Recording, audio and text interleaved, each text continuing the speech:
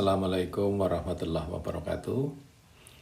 Hari ini kita kembali dalam satu diskusi dengan topik investasi properti. Kita akan membicarakan mengenai investasi properti, biasanya berhubungan dengan bagaimana kita bisa memberikan satu nilai terhadap sebuah proses yang dilakukan oleh seseorang atau korporasi ketika ia membelanjakan uangnya. Nah, pengertian investasi properti ini adalah jenis investasi yang berkaitan dengan pembelian, kepemilikan, penyewaan, pengelolaan, dan penjualan real estate untuk menghasilkan keuntungan atau profit tertentu.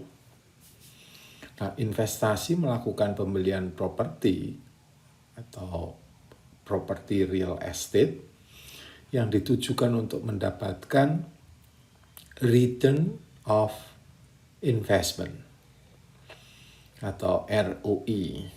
Nah, baik itu melalui hasil sewa, penjualan kembali, buyback gitu, atau gabungan dari kedua faktor itu.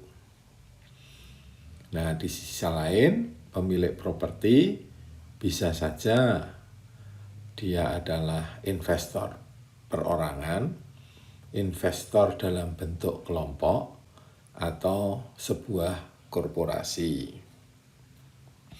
Nah, biasanya investasi properti ini adalah berjangka waktu yang panjang. Cuman persoalan panjang pendek kadang-kadang relatif. Tapi sebagai sebuah proses investasi, maka properti itu berjangka panjang. Sehingga mereka yang mempertimbangkan investasi di properti maka mensyaratkan agar quick yield gitu. Nah, jadi ini penting menurut saya pengertian ini. Nah, mari kita lihat unsur-unsur apa saja di dalam investasi properti. Paling tidak ada 4 unsur. Unsur lahan atau sebidang tanah yang lokasinya memenuhi persyaratan peruntukan lahan. Tentu semua yang berhubungan dengan lokasi dan sebagainya ini menjadi satu nilai tertentu. Nilai strategisnya, nilai lingkungannya, dan nilai-nilai lain yang melekat pada suatu lokasi atau suatu titik tertentu yang itu adalah sebuah poin yang diutamakan di dalam investasi properti. Lalu yang kedua, unsur bangunan yang keberadaannya tentu memenuhi peraturan bangunan setempat. Kalau unsur lahan itu memenuhi urusan yang berhubungan dengan land use planning, maka unsur bangunan memenuhi urusan yang berkaitan dengan building code and building regulation. Dan tentu bangunannya sendiri itu diproses atau dibangun sesuai dengan persyaratan izin membangun bangunan atau building permit. Nah, ini 2 unsur ini penting. Unsur yang ketiga adalah kepemilikan, ownership-nya. Kepemilikan dari sisi apa? Memenuhi syarat penguasaan secara hukum yang dinyatakan dalam satu dokumen sertifikat hak. Nah, tinggal haknya ini apakah hak milik, hak guna, hak pakai, dan seterusnya. Itu adalah penjelasan tentang varian dari status hak. Kemudian unsur yang terakhir atau unsur pembeli atau penyewa, yaitu hak-haknya diatur berdasarkan undang-undang yang bertindak atas kemampuan finansialnya untuk menguasai sementara atau selamanya. Dalam urusan maksudnya, kalau menguasai sementara itu berarti sewa, itu. Atau kalau menguasai selamanya dalam artian kata, tentu sesuai dengan hak-hak yang diberikan berdasarkan hukum yang berlaku, misalnya hak guna bangunan, tentu periodisasinya 30 tahun, gitu, dan seterusnya. Kira-kira seperti itu. Nah, di lain sisi, karena tujuan daripada investasi properti itu adalah keuntungan, maka apa yang dimaksud dengan keuntungan? Tadi diukur berdasarkan return on investment. Nah, return on investment adalah laba atas nilai investasi yang dihitung berdasarkan hasil pembagian dari pendapatan yang dihasilkan dengan besaran nilai investasi yang ditanam. Ya, jadi misal nilai investasi 200 juta, lalu terjadi sebuah transaksi dan pendapatannya 350 juta, maka ROI-nya adalah 350 dikurangi 200 dibagi 200 kali 100%. Itu adalah return on investment. Ada satu pendekatan lain, karena kadang investasi itu tidak semua dari nilai investasi yang nilainya 200 juta, itu bukan uangnya investor semuanya secara liquid. Nah, sehingga bisa saja dari 200 juta itu ada sebagian saja yang dimiliki secara liquid, misalnya 50 juta. Maka 50 juta adalah dianggap sebagai modal awal. Nah, kalau kita berhitung berdasarkan modal awal atau equity, maka profit itu diukur berdasarkan return on equity atau ROE. ROE adalah laba atas modal awal investasi yang dihitung berdasarkan hasil pembagian dari pendapatan yang dihasilkan dengan besaran modal awal investasi yang ditanam. Nah, jadi kalau nilai investasinya 200 juta, modal awalnya berapa? Misal 50 juta dan pendapatannya 350 juta, maka ROE-nya adalah 350 dikurangi 200 dibagi 50 kali 100%. Ya, jadi ini akan menggambarkan kekuatan dari nilai profitability-nya seperti apa. Baik. Mari kita lihat bagaimana kita mulai berhitung tentang seperti apa toh investasi properti itu. Unsur-unsurnya tadi sudah digambarkan, lalu kita mencoba untuk masuk ke dalam rincian dari perhitungan investasi secara keseluruhan. Yang pertama tadi lahan. Jadi lahan, biaya lahan meliputi misalnya satu, akuisisi lahan atau land acquisition. Yang kedua, pengembangan lahan atau land development. Yang ketiga, perencanaan tapak lahan atau site planning. Nah, jadi ketiga hal pos biaya inilah yang akan dikenakan di dalam kelompok biaya lahan.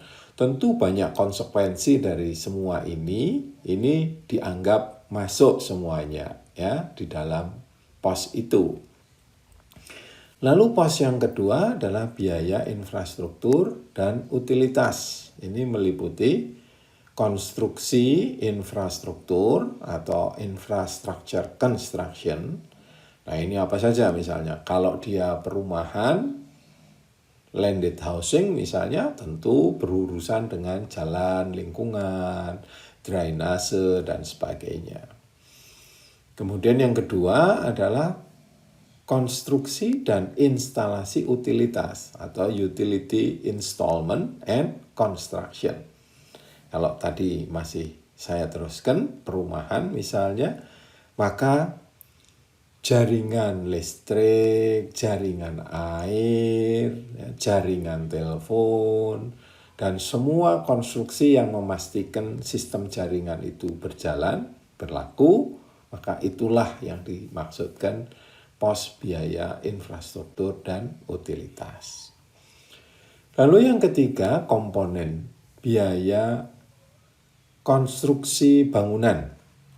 Ini meliputi apa saja? Paling tidak ada 2 kalau dikelompokkan secara kategori besar, yaitu bangunan fasilitas atau bangunan layanan atau services and utility building. Kemudian bangunan properti komersialnya, apa bentuknya, bisa macam-macam, atau commercial property. Nah, tentu cara menghitung ini semua bisa saja sangat rinci, tetapi mungkin untuk perkiraan awal bisa saja menggunakan standar-standar asumsi yang dikeluarkan di setiap daerah. Misalnya di Yogyakarta, bangunan itu per meter persegi untuk landed house dengan kualitas A itu 2,5 juta misalnya, atau untuk kualitas B itu mungkin lebih murah dan sebagainya. Misalnya seperti itu. Nah, ini bisa dicari sumbernya. Berikutnya adalah biaya perizinan, karena semua itu kalau tidak legal ya tentu tidak bisa dilakukan proses transaksi karena persyaratan dari transaksi itu sendiri kan legal. Nah, ini meliputi apa saja? Meliputi perizinan lokasi dan lingkungan. Nah, di sini saya contohkan ada IPT, RKL, UPL atau AMDAL ya. Jadi izin pemanfaatan tanah gitu. Nah, atau rencana kelola lingkungan atau analisis dampak lingkungan gitu ya. Nah, ini itu membutuhkan kepastian. Yang lain adalah perizinan pembangunan ya atau izin membangun bangunan IMB. Berikutnya adalah biaya yang berkaitan dengan pemasaran. Tentu ini menjadi bagian sangat amat penting karena skenario dari properti itu tidak akan menjadi sebuah nilai investasi tanpa adanya sebuah proses transaksi. Karena transaksi itu sendiri ada sebuah tujuan, yaitu adalah yang menguntungkan tadi. Apa komponennya? Manajemen pemasaran atau marketing manajemen. Yang satu lagi agen penjualan atau sales agencies. Nah, ini semua yang berhubungan dengan pajak dibayarkan sesuai peraturan yang berlaku tentu. Saya tidak menjelaskan secara rinci tentang perkara pajak di sini. Karena pajak itu bisa terjadi berkali-kali di dalam konteks sebuah transaksi. Baik, jadi kalau kita masuk di dalam praktek menghitung, maka kita bisa lihat seperti ini misalnya. Jadi biaya lahan, di situ ada akuisisi lahan, gitu ya. Jadi misalnya lahan itu luasnya adalah 2.000 meter persegi. Lalu harga satuan lahannya berapa? Kalau di situ 5 juta berarti ini pasti strategis. maka totalnya adalah perkalian 2.000 meter persegi dikalikan 5 juta. Dan seterusnya, antara volume dan harga satuan dikalikan maka menghasilkan biaya pekerjaan. Anda lihat ke bawah, biaya lahan menyangkut akuisisi, pengembangan lahan, land development, perencanaan tapak lahan, gitu ya. Nah, tinggal volumenya yang dihitung, tentu ini berdasarkan perencanaan, gambar-gambar perencanaan, dan informasi harga satuan juga berdasarkan patokan-patokan yang ada, sehingga keseluruhan biaya lahan misalnya di sini ketemu 15 miliar poin 25. Kemudian biaya infrastruktur dan utilitas, konstruksi infrastruktur dan instalasi utilitas menghabiskan 477 juta misalnya. Lalu biaya konstruksi dan seterusnya di situ sudah ada. Ini biasanya paling tinggi karena kan memang fokusnya di sini 32,950. Kemudian biaya perizinan di situ ada aturannya yang dikeluarkan oleh pemerintah. Itu misalnya di sini menghabiskan 965 dan seterusnya. Kemudian manajemen pemasaran termasuk di dalamnya keagenan menghabiskan 668,54. Maka secara keseluruhan dari nilai total investasi adalah 50 miliar poin 3. Sehingga ketika properti yang dihasilkan seluas 5.000 meter persegi, maka 5.000 meter persegi bisa menjadi pembagi atas 50 miliar. Sehingga nilai properti per meter perseginya adalah 50,3 miliar dibagi 5.000 meter persegi, ketemunya adalah 10 juta poin 062. Nah, jadi ini adalah bagaimana kita menghitung. Karena dari dasar inilah kita akan menghitung yang lain-lain. Nah, sekarang kita lihat model transaksinya dulu. Kita simpan dulu perhitungan kita. Kita lihat model transaksi. Model transaksi ada 3 macam. Pertama adalah transaksi jual beli putus atau peralihan hak atas kepemilikan. Dengan mempertimbangkan nilai investasi ditambah dengan besaran keuntungan dan harga pasar properti sejenis. Nah, jadi di sini tentu pertimbangannya adalah bagaimana nilai investasi itu ditambahkan keuntungan.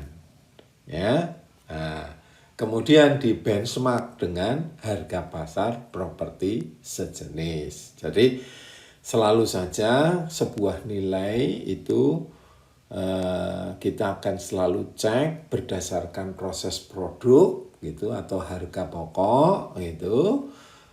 Lalu sisi lain berdasarkan harga pasar. Nah, sehingga ada harga pokok di satu sisi, ada harga pasar di sisi yang lain. Kemudian model transaksi yang kedua, transaksi persewaan atau pemakaian hak sementara. Dengan mempertimbangkan nilai properti per meter persegi per tahun. Jadi pakai satuan waktu karena dia sementara. Tentu diperbandingkan dengan harga sewa pasar properti sejenis. Dan harus diingat bahwa proses persewaan seperti itu ada biaya operasional. Nah, ini bisa saja siapa yang menanggung, tentu yang berhubungan dengan manajemen properti. Kalau nantinya itu misalnya diserahkan sepenuhnya kepada komunitas, seperti misalnya apartemen atau rumah susun, di sana ada persatuan penghuni rumah susun, maka yang akan menanggung persatuan penghuni rumah susun. Itu. Dan seterusnya ya. Jadi ini tergantung dari situasi. Lalu yang ketiga, model transaksi yang ketiga adalah transaksi manajemen operasional, yaitu penggunaan hak tertentu.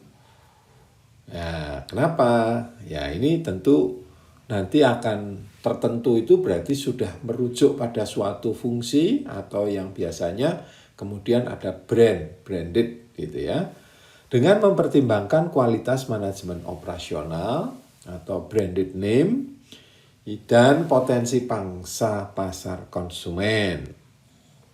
Karena kita menganggap transaksi manajemen operasional itu kan tidak akan berpindah haknya. Nah, hanya dipakai untuk kurun sangat sementara, ya. Nah, oleh karenanya misalnya hotel begitu, maka manajemen operasional siapa yang akan menjalankan itu menjadi sangat penting, ya.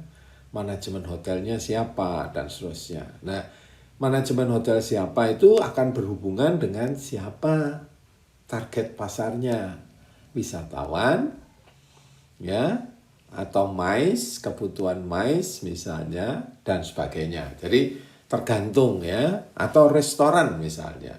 Siapa, jenis restorannya apa, franchise atau bukan dan seterusnya. Oke. Baik. Nah, sekarang kita menghubungkan antara model transaksi tadi dengan biaya-biaya yang tadi sudah saya jelaskan perhitungannya.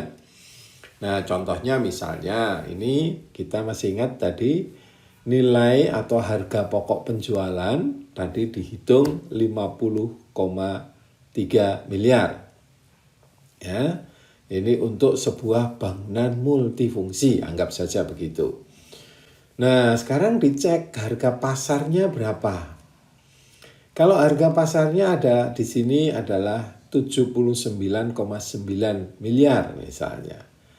Maka harga pokok penjualan dengan harga pasar masih memiliki jarak yang oke, gitu kan? Sehingga kita bisa menempatkan harga jual kita masih di bawah harga pasar sedikit supaya memiliki competitiveness.